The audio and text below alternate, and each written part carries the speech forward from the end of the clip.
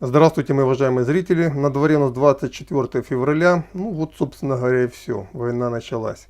Сегодняшний наш режим работы будет такой. Я буду писать много роликов, коротких, нон-стоп, что произошло на сегодня.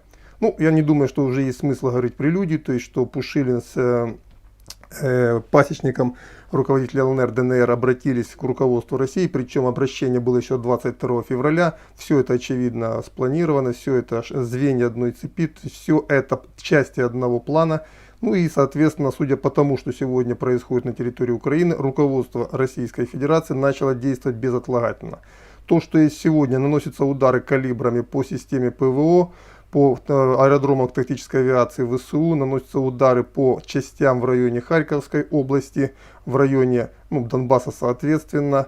И есть уже данные о том, что российские войска перешли границу в районе Сумской, Харьковской областей. По Крыму у меня точных данных нет, но есть почему-то у меня уверенность, что в Крыму тоже все уже началось. Руководство Украины куда-то исчезло. Последнее, что о нем известно, это Зеленский обратился к населению страны в районе часу-двух часов ночи с очередным заверением. Очень надеюсь, что этот товарищ все-таки выживет и ответит перед народом Украины за свои преступления. Я так понимаю, рычаги управления страной он, скорее всего, уже потерял. Мой совет жителям крупных городов остается тот, который дал несколько дней назад. У кого есть возможность, уезжайте из городов, уезжайте в пригороды, уезжайте в районные центры по родне и переживите этот вот кошмар, который, к сожалению, стал неизбежным.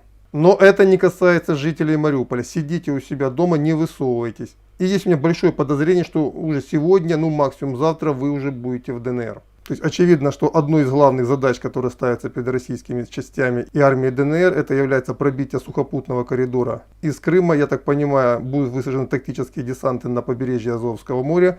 То же самое касается Харькова. Сидите дома, я думаю, что в ближайшие сутки в вашем городе сине-желтые флаги сменятся на другие. Потому что идет информация, что украинская администрация быстро покидает Северодонецк, то есть это Луганская область, напоминаю. Идет экстренная паническая эвакуация из этого региона. И есть у меня предположение, что все части, которые сегодня находятся на фронте против ЛНР, они будут в окружении уже через сутки, максимум двое. Ну и также направлением основного удара будет Киев.